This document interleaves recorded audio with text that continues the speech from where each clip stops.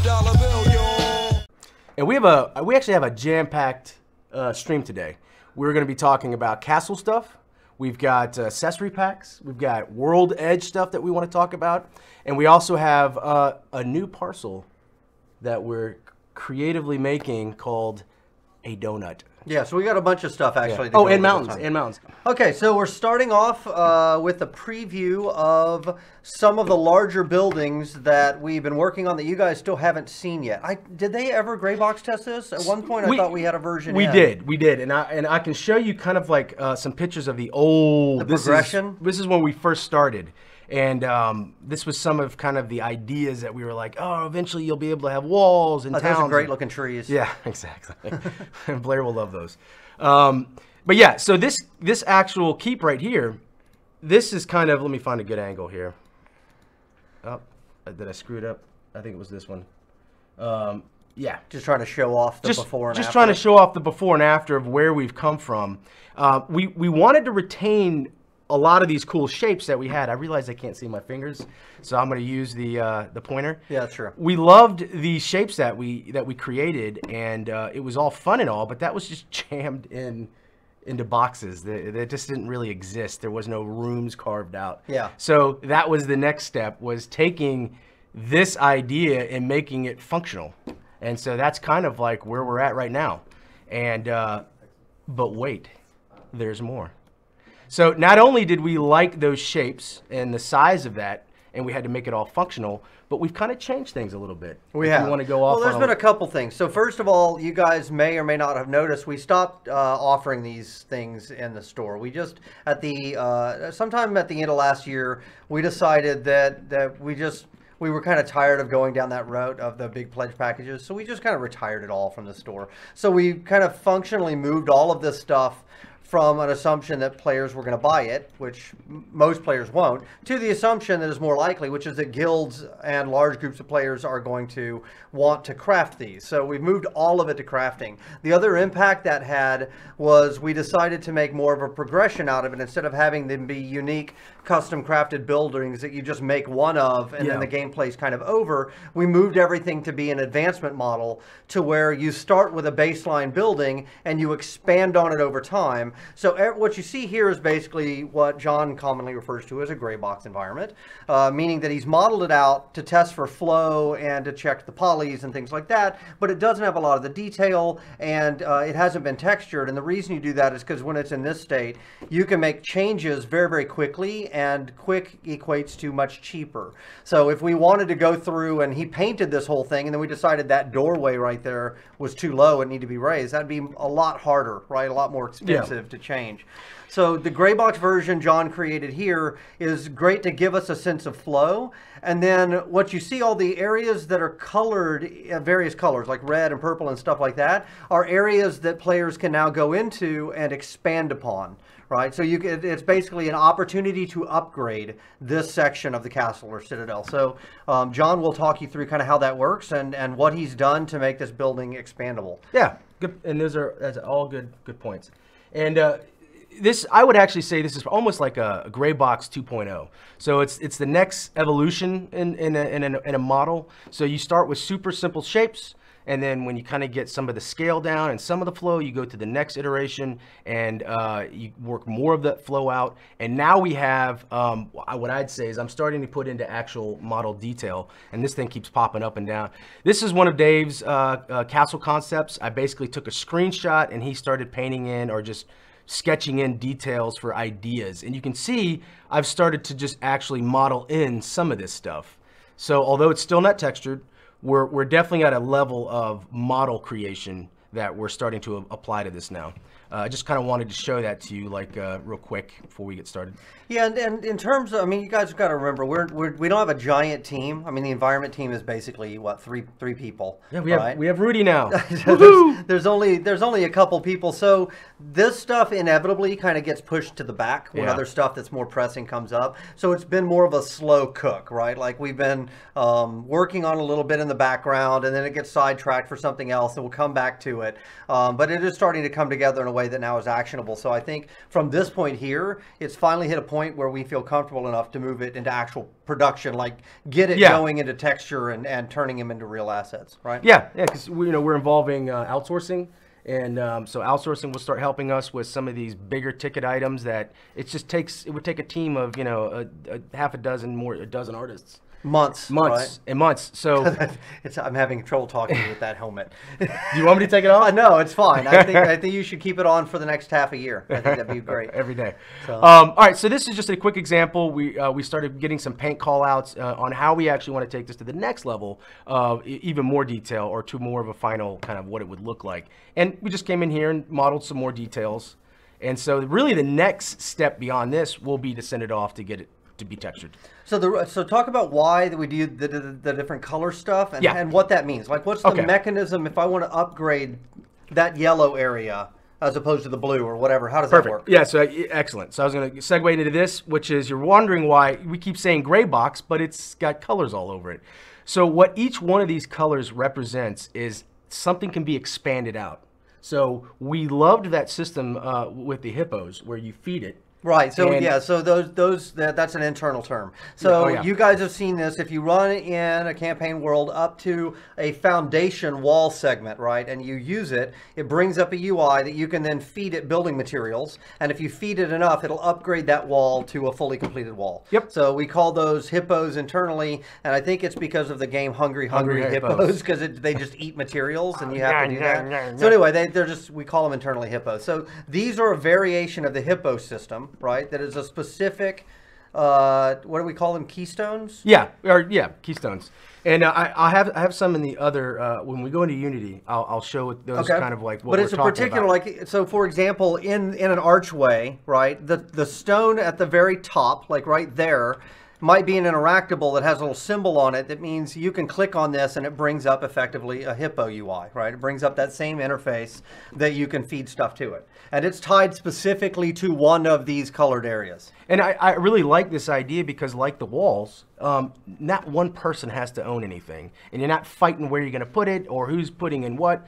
Collectively as a guild, you just go in there and you feed this. Yeah. I mean, I guess the only thing you would have to decide as a guild is which way you want to go, but realistically, you could just be feeding it everywhere. You feed all of them if you want to, right? And by the way, this isn't like, oh, this is going to get done in the next 2 or 3 days. These are intended to be long-term goals for a large guild of people, right? So for example, this window right here could expand out to a balcony. And I'm not going to go through each one of these because I'd rather show you in Unity, but this topper right here can expand out to a new tower. And what's really cool about this is you can go in any direction. So as you see more castles around different people's EKs, you're going to see shape variation. So it's not just going to all look like the same castle everywhere you go, which is what we really liked about this, because you can also expand out to the left. Left. And so that would become a room. And so everything's changed inside. And then when you go to the next step, and again, we'll have areas that you go to specifically designed to feed in these materials. Yeah, so I guess that's the thing, is one expansion area will add a new room, and inside that room you find another keystone that you can use to then make it even bigger, right? So now you get something like that. And I mean, everything inside, this was quite a challenge, Mr. Todd. Was it really, John? It really was, actually. This is such a pain in the ass. Well, I didn't think it was that hard. It seemed a pretty slow process to me. Oh my God, I'm having nightmares. So we had to get all those cool shapes that we liked, that I made by just putting in boxes. Well, we had to go out and really create and make sure everything flowed and connected. And we could have easily just went the easy route. It had little tiny gerbil tubes that connect big like parts of the building, but we was like, no, we're gonna do this right. We want to make it look like it's a castle that's, like old castles new sections get built on and built on. Kind of tacked on, and they they don't always pull down the circular tower. No. They sometimes just work around it, like blow a hole in the side, and we'll just keep going. So I think it's also important to note that we specifically went out of the way to make multiple upgrade paths in parallel, so that every one of these you see is not an exact replica of every other one, right? If we decide to start moving and adding to our east wing, and you start working on the towers, I mean, there's actually a ton of variation in here. If you turn everything on, I think there's like a dozen or so different upgradable parts that are different towers and things like that.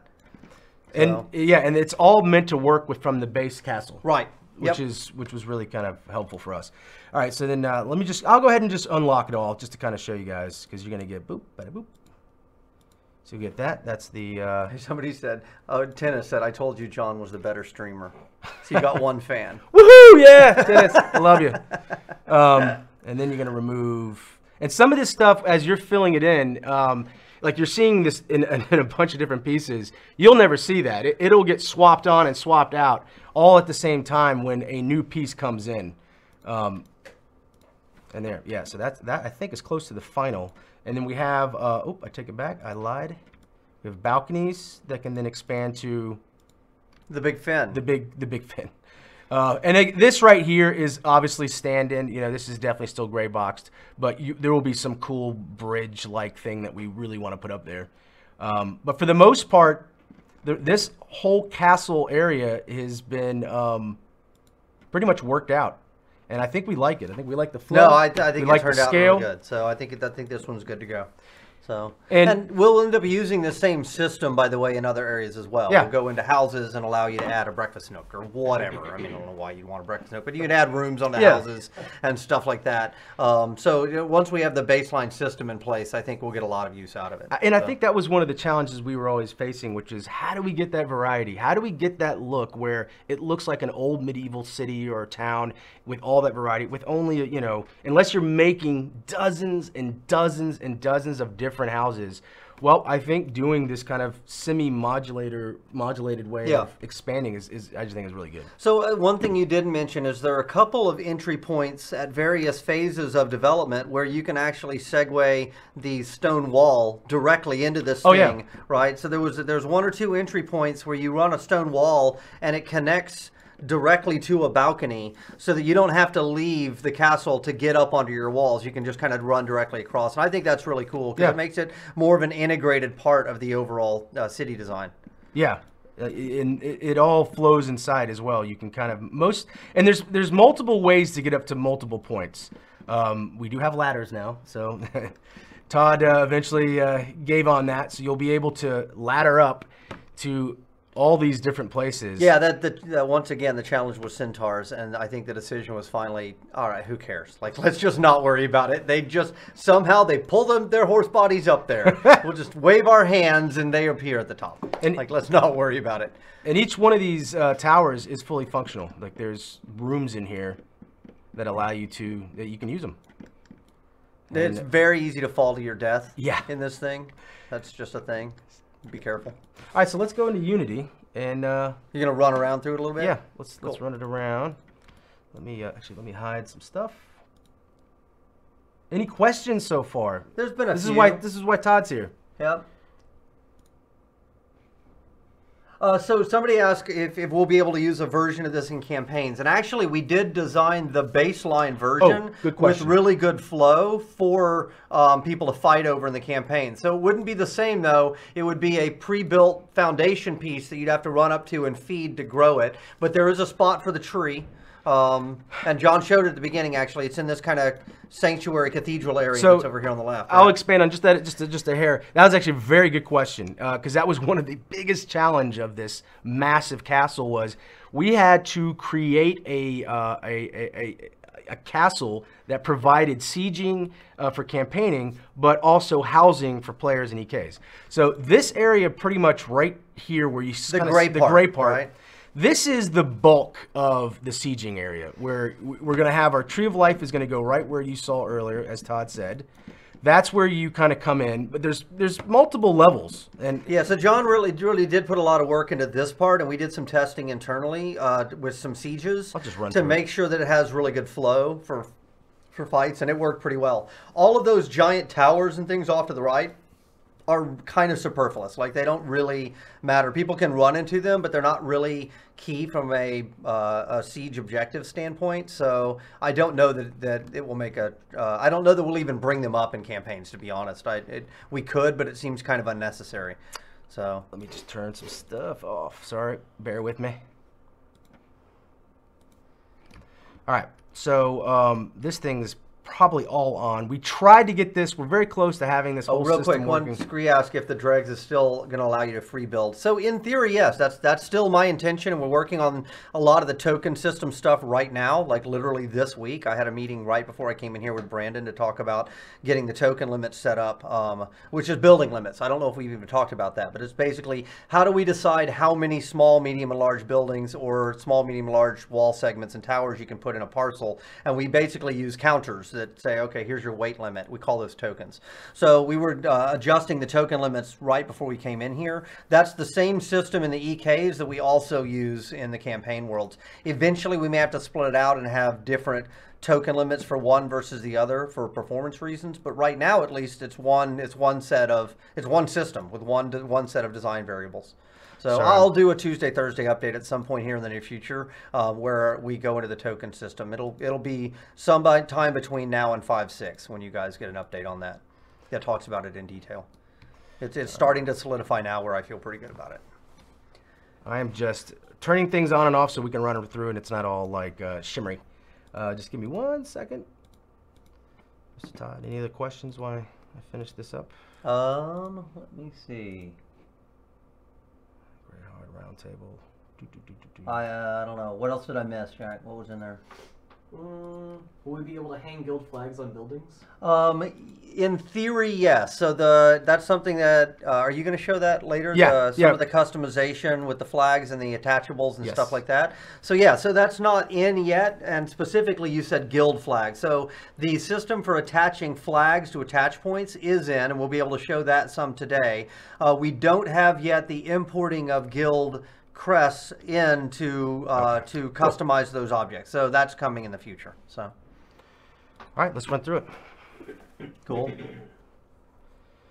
This thing is a beast. Any plan to add a gray box castle into the next map? You know, actually, that's not a bad idea. We could take one of the parcels and put a gray box castle into it. Yeah. That would be pretty cool. Get some good feedback from you guys. Yeah, to get feedback on the flow and stuff like that, especially before we send it out for texture. So, good idea. We'll see if we can accommodate that. It won't be in the next one. The next one is when we're working on stuff, it's always like 2 months or so before you guys see it. So when you say, can I have it in the next build? The answer is no, not unless you ask for it back in December. And even then, if you ask for it in December, it's dicey whether you're going to get to see it or not, because it happens to, it has to happen to fall naturally onto somebody's schedule. We don't want to gum up the works by having people constantly run in different directions. We have enough of that as it is, quite frankly. So I'm just loading this up right now. That's why you see that blue screen. That means it's in play mode, and it's just kind of loading up. And then we'll briefly run through this, and then I want to be able to move on to some of that other stuff for sure. So can these bigger constructs have craftable sockets that are outside? So we do have in the next set of buildings that are coming online, we have all the stalls. Oh, those are already in, right? Actually, yeah. The stalls and the vendors are already in. So, so yes, we could potentially put some on the outside. It really depends. It's a performance question, right? So vendors made sense to put on the outside because we didn't want people having to go in and out of every house. Yes. There are reasons, though, why we don't want everything to always happen outside. Sometimes we do want to force you inside of places because it removes you from the scene, and that makes performance better for other people. So yes and no, I guess, would be the answer. Sometimes we'll do it and sometimes we won't. Generally, I've been leaning towards crafting stations being in interiors and vendor stalls being in exteriors. You know, I could be talked out of that, but that seems to be a good kind of way to divide it right now. You could be talked out of it? Maybe. It's conceivably possible. It's hard to do. It's conceivable. Oh boy. Oh, there we go. See, just when I needed it, it popped. Start location. Let's pick a horsey. Come on. So I've got another question about destruction of non-walls, like buildings. I'm still not sure on that. The challenge with buildings as opposed to walls and things like that is they have a bunch of props on the inside of them, and if I just blow open the wall and expose those props, that could have a pretty horrible performance implication.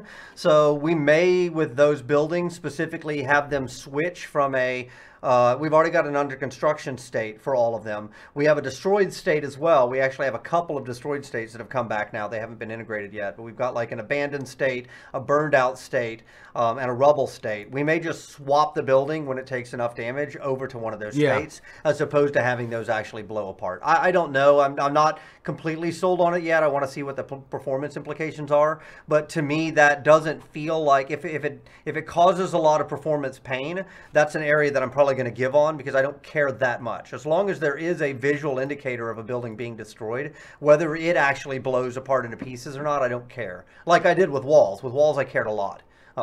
So it's a constant negotiation. I guess that's part of what you guys don't see about my job. Is I get to make the decisions, but I never make those decisions in a vacuum, right? I have to come talk to you, and I talk to Melissa, and I figure out what the art cost is going to be, and then I have to talk to engineering, and they'll come back and tell me about the object count and the poly count and the implications on the physics system, and then I talk to design, and design will tell me, well, if you let that building be destroyed, what happens if a person died on top of it, because the thunking rules are going to make their corpse suddenly launch itself into the air or embed itself in the ground. Like, it is a constant negotiation between all of these different groups who have different desires and needs on every one of these to get a solution that everybody's happy with. It's a pretty challenging, I mean, it's fun. I really love it, but it's not easy. I know it seems easy from the outside. It's very rare that I can just say, no, this is the way it's going to be, and nobody can have any input in that. It probably doesn't seem that way to you, but it seems to me like I almost never get to unilaterally make the calls. It's not true. It's not true. All right. What else? So yeah, this is this whole area that I'm running through. This is kind of the bulk of where we want where the sieging is going to be for the castle. Not to say the other part of the castle isn't useful, but they just noticed your machine name is Bat Machine, by the way. Nice. Uh-oh, I think you just figured it out. Figured out John's secret. You figured out John's secret. No, I'm not Batman. Or am I? No, Have you ever seen him? No, I'm not. In the same room? I don't think so. That's true. Valid point. I've never seen John and Batman in the same room.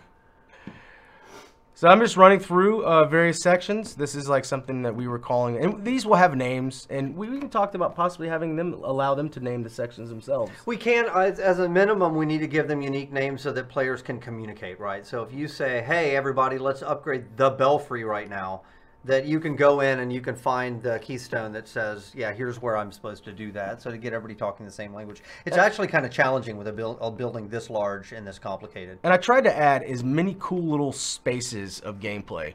Little hidden nooks and crannies, and so you guys can really passages to connect passageways areas and stuff like that. So you guys can really have a good time kind of exploring this.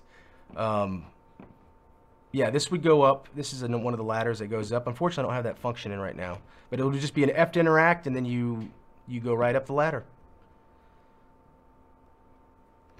So somebody gave a suggestion at the banquet hall. You could have a feast and it could do a special buff to the group. So that would actually be pretty cool, and that would it would actually be pretty easy to do, because the relics system actually already does that, right? Which is effectively, it's derived from the sacrifice system, which is derived from the hippo system. So you walk up and feed stuff into it, and there's some triggering event, right? So with sacrifice, you feed stuff into it and it gives you experience. With the hippos, you feed stuff into it and it upgrades a building. So the relic system, that's you dying, right? I know. You fell. No, he's metal. Yeah, I love this castle. That looks pretty terrible. The relic system, you feed stuff into it and it can give you a buff, right? So we could absolutely do that as have a banquet table that effectively acts like a relic, where you feed certain things into it and anyone who does gets a buff. That would actually be pretty cool. Who doesn't want their own meat hall? That's pretty badass. That's right. No, I'm with you. That's pretty cool. All right, well, I think any other questions on this castle? I think we've kind of shown a good bit of it off, and that was a really good suggestion. Can you put a house next to it to get the feeling of the scale? Is that something, can you just drag like a villa up next to it? Because I think that, I mean, I guess the guy running around gives you a little bit of sense of scale, but from a buildings standpoint, seeing just how big this thing is compared to the standard player house is actually pretty eye-opening. It's pretty funny. So let's do. I can show you some different sizes. Yee-wee. So which one is that? Is that the cottage or the villa? That's the cottage. The cottage, which is actually pretty large internally. So that's the thing is this thing's massive. Big to begin with, just because you got to count for doorways and heights and all that for all the players, but it's still teeny next to. Yeah, this thing is massive. All right, so you want to move on from castle stuff to other stuff? Yeah. What was next on the list? Well, first off, let me just let's do the accessory packs. That kind of. Yeah. Okay. Yeah, that's cool. I think that'll be cool. Mr. Aaron has been working on this. A.K. Aaron has been working on this for quite a bit, and I think it came out really, really well. I'm really happy with the accessory packs. Oops. Let me get into environment. Some test folder.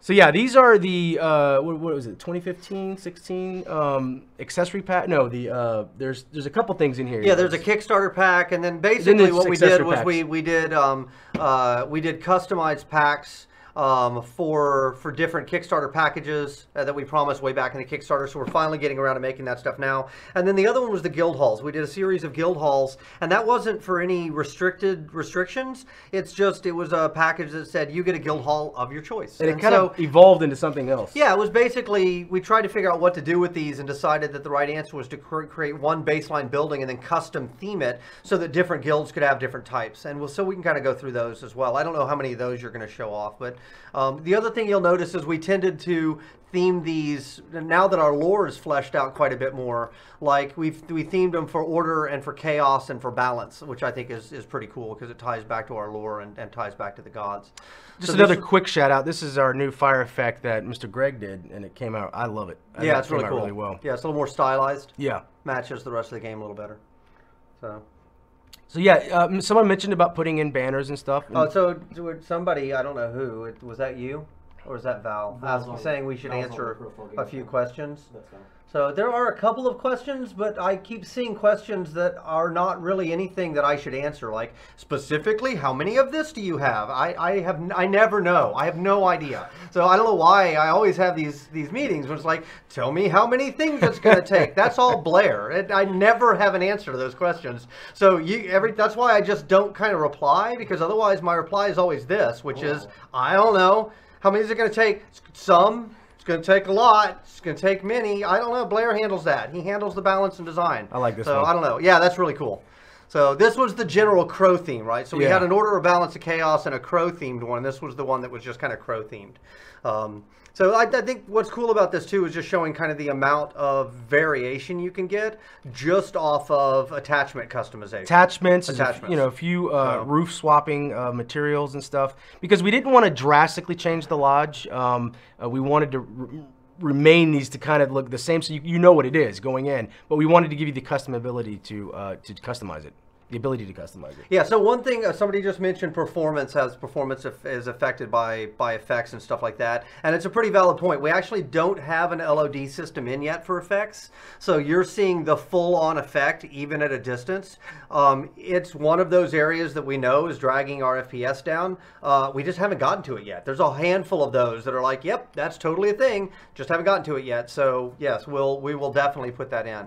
I love how this ivy came out too, by the way. I think it's good. It looks really nice. And then we have like a little tree topper. This is the Ranger Guild Hall. So this is the Ranger's Hall, Ranger Sanctuary, right? And when you come in here, there's roots coming out from the top of the tree, and I think this was a fun one. I thought Aaron did a really good job. Yeah, so these were made with the idea that they would be kind of places for relics. So whenever if you're in a campaign world and you find a statue to Malachi and you import it, you bring it back. That's kind of what the purpose of these buildings is for, is to allow you to place those relics that people can come up and then use to get those buffs. So I think, they'll also act as like role-playing meeting halls and stuff like that. But I always tend to lean towards wanting to give them some in-game function as well, because otherwise it just seems to me like it's kind of a waste. And this is the Mage Hall, so we'll have these little crystals. They'll be actually animated. Right now they're not, but they'll be kind of floating there. Really so this is the Mage's Sanctum or something like that.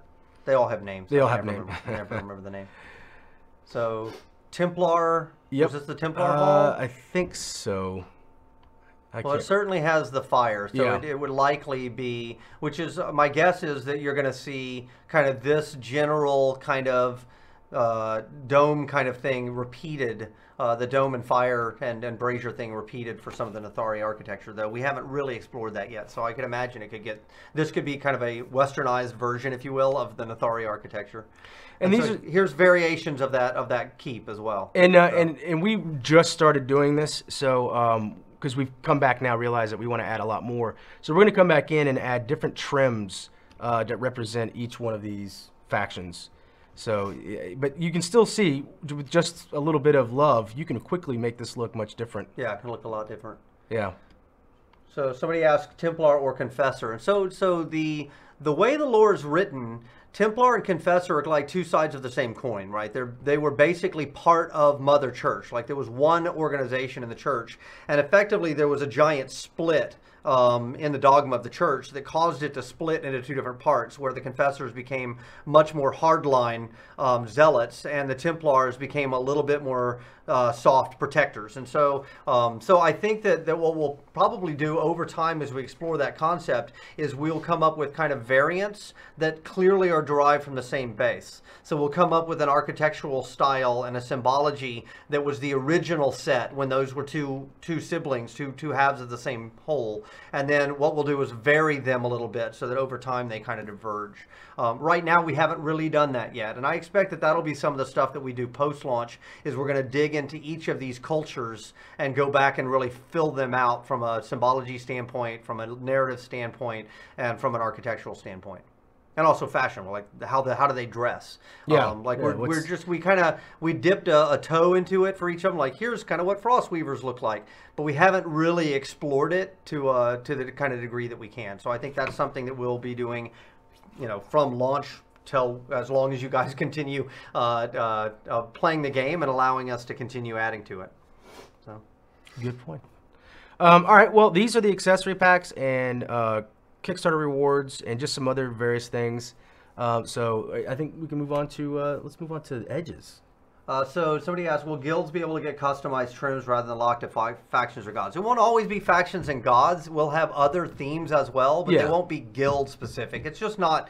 It's just not affordable. It's quite frankly the amount of cost that it takes to make custom stuff in the game, unless we just outsourced it to like India or China, some incredibly low-cost country, and cared not at all about the quality. Like we just took whatever they got and shoved it in the game, which I'm not willing to do. It just doesn't make sense. I actually wish we hadn't done the custom guild crest in the first place, frankly, because we're going to lose money on that. It's going to drag away from the rest of the development because those are funds we could have used elsewhere. I mean, I know why we did it. It's a thing. But if I could wave a magic wand, that's one of the things I would take back from our Kickstarter days. That and VR, which is your fault. I still stand by that. You shouldn't. VR. You shouldn't. VR, it's the future. You shouldn't. Oh man, that still gets Gordon pretty bad. Oh yeah, I know. He's probably in the other room fuming right now because I just triggered him. I love you, Gordon. So okay, so what are you going to show next, Mr. O'Neal? Let's that is your real name. It's not. It's definitely not. Let's do Batman. It's Batman. Let's do edges. Okay, yeah. So this is another thing that you guys have probably noticed we hadn't gotten to yet, which is edges of the world. When you walk up to the edge of a map right now, it just unceremoniously stops. Like, that's it. Just, sorry, nothing here. Big white expanse. So, So this is an early attempt of Jon to make a cliff at the edge of the world that descends down basically into the abyss. So we've gone back and forth on this a couple times, right? At first it was going to be a cliff, and then we decided no, it should be water, and then we realized, well, we don't really do water in our game, so maybe we should go back to being a cliff. So the latest iteration that we have played around with is using a cliff edge for the world. I actually, thematically and narratively, I like it better, because the idea is that, you know, when Gaia was killed, the Earth splintered and shattered into basically all of these pieces, and I like that better conceptually.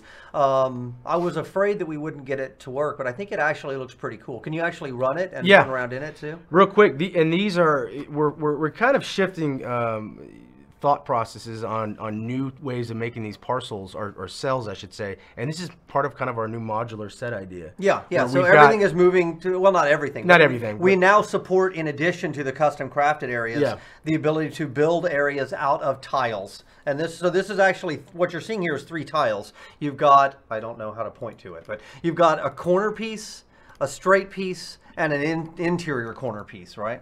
So you can see right here represents the size of one of our cells, and they're at 128 by 128 meters. So this is an L shape, this is a straight, and this is just a little connector thing. Now, there's going to be probably what? I'd say 16 or 32. There may be 32. But we only need a few of these to test it out. Yeah, and, but before you make all 32, you make 3, and you make an ugly but functional version, and then you try it and you say, do we like this direction? Because if it turns out to be the wrong direction, you want to pull back, and you want to spend the minimal amount of effort necessary to test the idea. And we've got another thing we're going to show after this, or 2, that we use the same approach, right? With the mountains and the donuts. So let this run through real quick. Yeah, the modular mountains, I was really excited, just worked.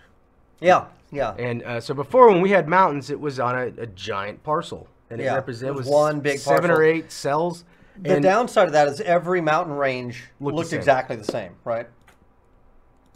So this is something that we're making a push for internally. Is we're finally happy with the way the world looks in our first biome, but it very much looks the same because we've only created the one. Yeah. So now you're going to see us start to spread and take what we've learned building that first one and create additional areas, like mountainous areas. You saw the canyons with the spiders. We're going to start to push that, and eventually we're going to start to also encompass things like deserts and swamps and things like that as well. So here's a rocky edge of the world.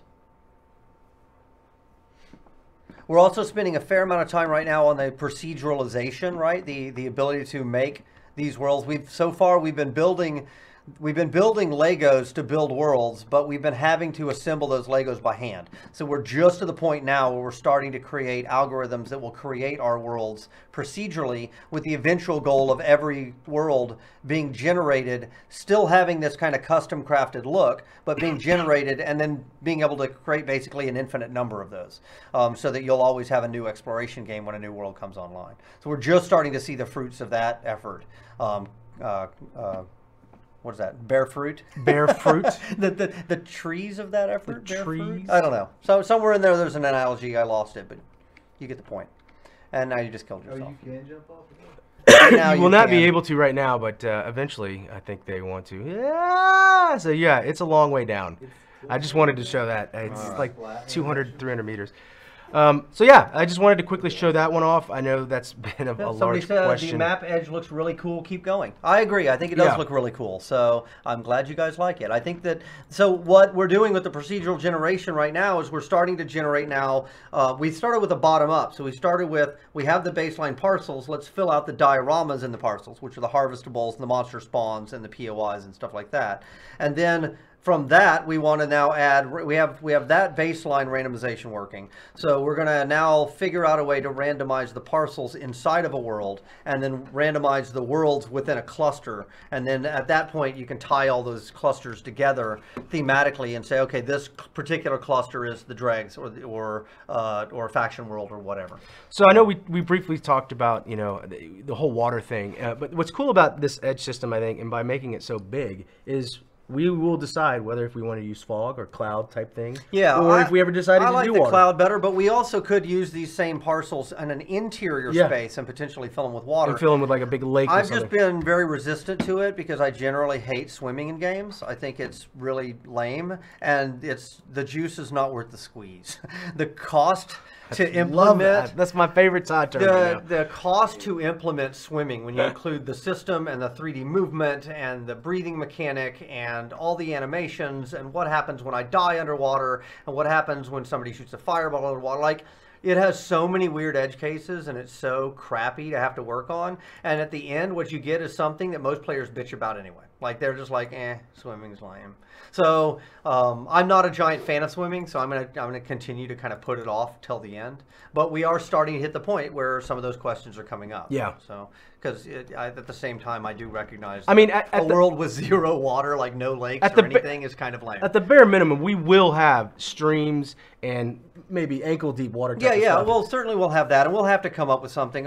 If I had to guess right now, we'll end up with ankle deep, where you just run through it with ripple effect, and we'll probably end up doing a surface swimming, right, where you skim along the surface, which other games have done. That's not that uncommon. Like Zelda. Zelda's very popular for that. For MMO. So, all right, so this is our new modular mountain set. Modular mountains, and you might just be thinking, well, this just looks like a mountain, and it's really not. It's 3 sections. So this is a cap, this is a small straight, and this is a large straight. Or 2x, right? Or 2x. And I'll quickly go to the next one because there's like 6 or 7 of these. This is, and these are huge. These are like 600-meter tall mountains. They're twice as tall as the mountains we had in before. And I'll run in and show you what it looks like because it looks pretty cool. And this is an L. And this is it looks like a plus or another straight. And then the last one I think has a 1-off and then a T. Yes. So you'll see, so we built that's a this T. basically, it's effectively systems, right? Almost like little networks of roads. So we started with roads, that was first, right? Where we did a T and a plus and a straight and an L, and that worked pretty well. And then we tried it with the canyons, and that worked surprisingly well, right? Because the big question was, is our stitching algorithm that we use at the edge of the parcel boundaries going to work with these extremely large verticalities, right? These different contrasts in height. And it turned out the answer was yes, it did work. So we decided, let's continue to press the advantage and make some mountain ranges.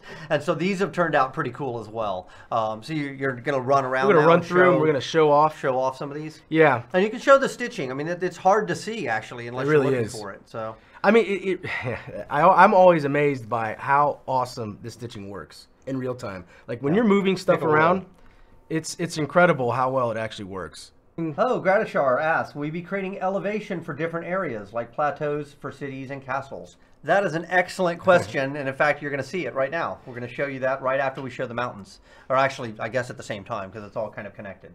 So, how many unique parcel types have you made in the game so far? So, unique parcels, I don't know. There's dozens, and I know we've got another dozen to a half dozen that are about to be implemented. They just haven't been brought in yet, right? All the ones that Rudy's been working on.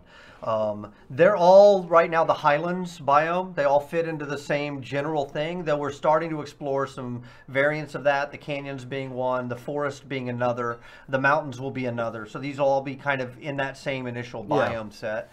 And then we also have other biomes that we're going right, into. and then we're gonna explore some other biomes as well. And I think that biomes will be another big area of growth for us post-launch. Like we will start with, okay, here's the desert. It's just not going to be nearly as fleshed out as the highlands. It's more for some light adventuring, but it won't have a full building and architecture set, for example. Post-launch, though, that's exactly the kind of thing I could see being a giant, awesome update. Is, okay, now we let you do desert citadels, and we let you do desert cities and stuff like that. Desert-themed buildings and stuff like that. So I think that could be really cool. All right, so this is coming up. This is the... Do you want to explain what the donuts are? Let's wait and let's take a look at the mountains first, and then we can bring up the EK tool, and you can move the stuff around and show it, right? Well, I guess I can explain it now while we're looking at a blue screen. So basically the question, we were thinking a lot about this question of verticality, of how do we create plateaus and mesas and canyons like the Grand Canyon. Yeah. Not little canyons like the ones we have, but like a giant chasm, a depression, or a caldera. So we were trying to think through how that stuff might work, and it occurred to us that if we could basically take a parcel and carve out a hole in the middle, Yeah. like a donut, and then allow us to basically set another parcel inside of it, that interior parcel could have an overall altitude elevation adjustment, either up or down. And so we decided, without actually going to engineering, just to try it. Yeah. Let's just See what happens. Let's create one of these donut parcels and see if it works. And the answer was it did. So so it did result in one ask from the engineering team that we didn't have, which is, hey, let us have the ability now to go into that donut hole, or if there's multiple holes, and set the altitude adjustment up or down. We haven't quite built that yet. So that's the piece that we're still waiting on. But we can show you in here.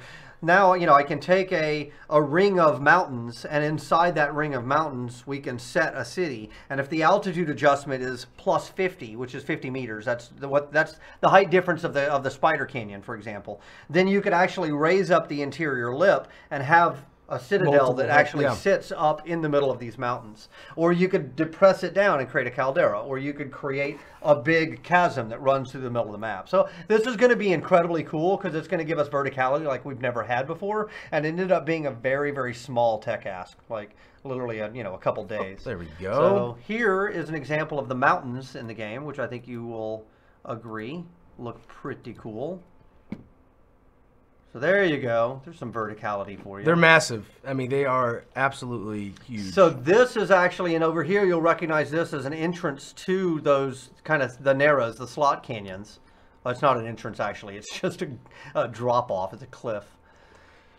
So we're actually on, I think this is the donut right here. Yeah, so this is a stitch line right here. This is actually a seam, which is hidden pretty well. So I'm just going to go up and just give you guys kind of a quick view, and then we'll open up the parcel builder. I'm looking to see if there's any other status of day, night, and seasons and stuff is coming. We are not yet ready to dig into it or talk about it, which tells you that it's still fairly early. The GDDs are written, the TDDs have been reviewed. I don't know if Mark or anyone else has actually started working on it yet or not, but it's still in the pipe. Nothing's changed about the plan. So okay, so what we have here is a donut parcel, right? Oops. Yep. Yes, we do. So I can move. So this is something new, right? So if you pick up and move that parcel and submit, he just cut a hole out. So if you took a village parcel and an orchard parcel and a farmlands, you could put it in there. If you wanted to put a mesa and put a city on top of it, you could put it there. If you wanted to put a mountain in the middle, actually, you could do that, right? Yeah, in fact, grab one of these and shove one of those mountains over there. It will not look pretty. You've got overlap. Oh.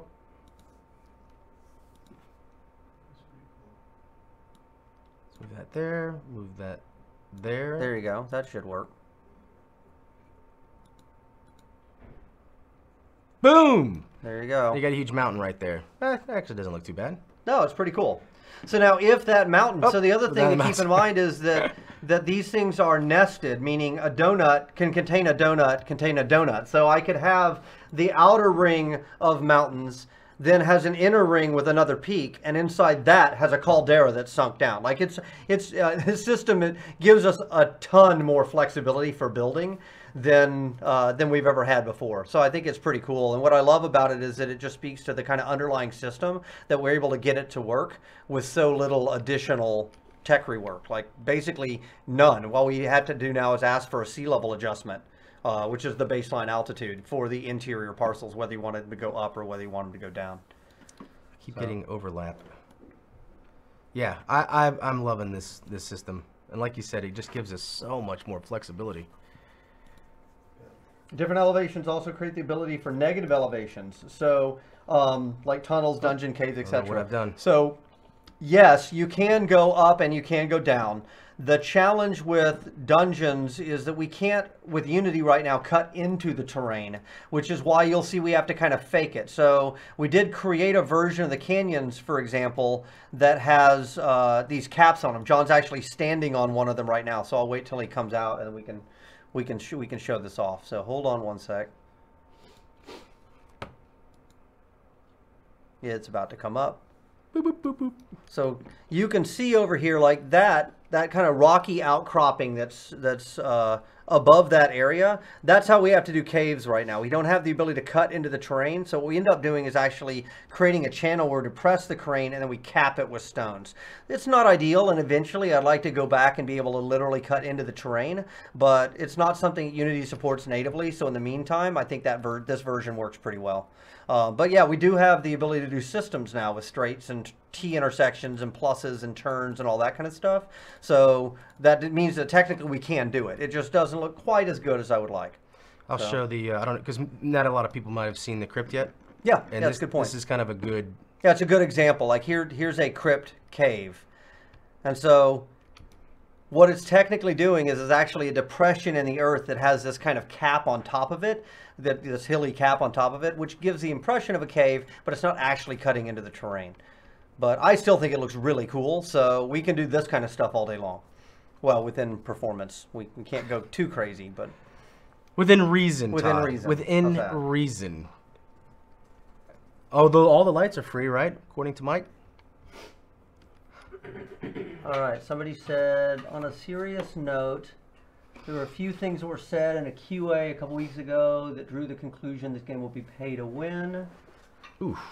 Is there anything to clear things up about the cash shop and monthly VIP? Okay, so yeah, I'm happy to talk about that. So the cash shop, so first of all, I still feel strongly that the game from the very beginning, the things that we gave away, don't have any impact in the campaign worlds, and therefore the competitive part of the game, it's not pay to win at all. That said, over time, as we've gotten more and more financial stability, our direction has been not what you see from a lot of games where they do more monetization. It's been to take away that monetization, right? Out of I mean, if you go look at our shop now, there's nothing in the shop that costs more than $200. So I think that that's the direction you're going to continue to see us move in. So the VIP, we've been very, we've tried very, very hard to make, this is a delicate balance, right? Because obviously for the health of the game overall, like as an MMO, we would like to have people buying VIP, clearly. That said, we don't want it to give you an unfair advantage. So we've been trying really hard to find a way to find a balance point on VIP that makes it valuable, but not give you a specific advantage. There are, you know, there are always going to be some people who are not going to like our approach, and that's totally fine. I think we've been completely upfront about where we think that line is. When it ever has been a question of, hey, we don't feel like, we don't, you know, we've learned more now, we've thought about it more, we don't feel as comfortable about it, we've always moved in the direction of being more conservative on it. So to some degree, I guess it's a trust question, right? You know, do you think that we have the purpose, that we have, our intent is to make this game and make it great, or do you think this is just a cash grab? And ultimately, some people are not going to trust any developer. They're just not, and that's fine. But if I wanted to just make money in the games industry, frankly, I would have stayed at my last company and continued doing that forever and retired there, right? We made this game because we're passionate about it and we want it to be great. And if you believe us and you want to participate in that, kick ass. We're happy to have you on board. If you don't believe us in that and you think it's, well, okay, whatever, you're entitled to have your opinion. I'm also entitled to not really care about your opinion because you are not my customer by definition. I only care about my customers. So there you go. I think we've done an incredibly good and conscientious job of splitting the baby on that and finding a way that brings value to people, but also is not pay to win. Obviously, there are going to be some people that are going to disagree with me. There are some people on the internet who feel like every game should be free. I don't know how they think those games should be made, but that's how they feel. They're entitled to that opinion. I'm also entitled to mine. And, you know, if you believe in capitalism, you should also understand that we can kind of make the calls we want to make, and you can judge us. If you don't want to pay for it, don't pay for it. And if you do want to pay for it, great. We'd love to have you as customers. It's really not that hard. So there you go. In a nutshell. So about environments. Hey, somebody asked, and No, I don't. actually, that's a good. So here's another thing. I don't ever shirk away from these questions. Ever. You will notice every time they come up, I am happy to answer them because my opinion has not changed. I am proud of my opinions and where I stand on them. I think they are fair. I think they are very reasonable. And I'm also okay with the fact that some people just disagree with me. That's totally fine. Yeah. That's the way it is. Our entire approach to this development process has been different and a little weird, right? Because we are developing it literally with our community as we go. And so just, you know, that changes everything. Everything is different about my approach on this game. So I only trust Blair, but not Todd. then I guess that's a choice you're going to have to make. Actually, you're in trouble on that one. Yeah. If you trust Blair and not me, then you're in for a world of hurt. So.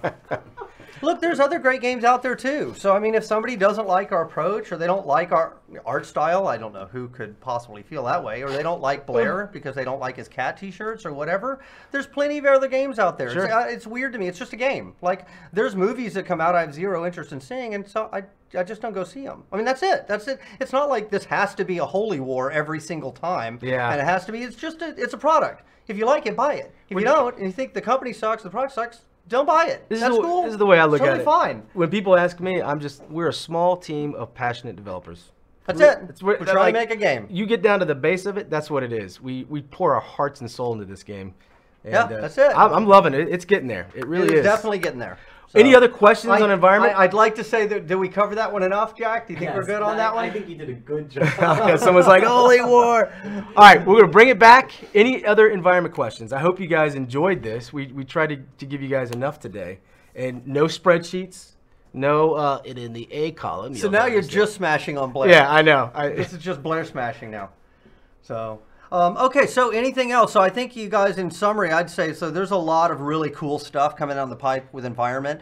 We try to do these kind of streams every couple months because the lead time on environment is usually so long that they go a long period of time and they don't really see a lot of change. And then, bam, a whole bunch of stuff gets dropped in their lap.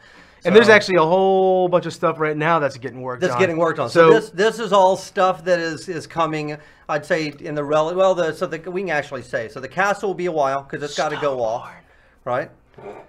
Castle is going to be a while before it comes in. The donut parcels, I would probably think are relatively soon, like in the relatively near future. Stoneborn stuff. I just wanted to give a little. That's pretty cool. So that's still in that's in the pipe. In the pipeline. So that's coming. I've already created some of the stuff. Looks good. The houses and the other parcels and all that kind of stuff is actually in design now. So that's been moved because it still has to go through integration to be brought into the cache and given recipes, crafting recipes, and given deeds, stuff like that. So anyway, all of that stuff is coming soon as well. I think that's probably pretty good for now. Yeah. Mr. O'Neal with your ridiculous helmet.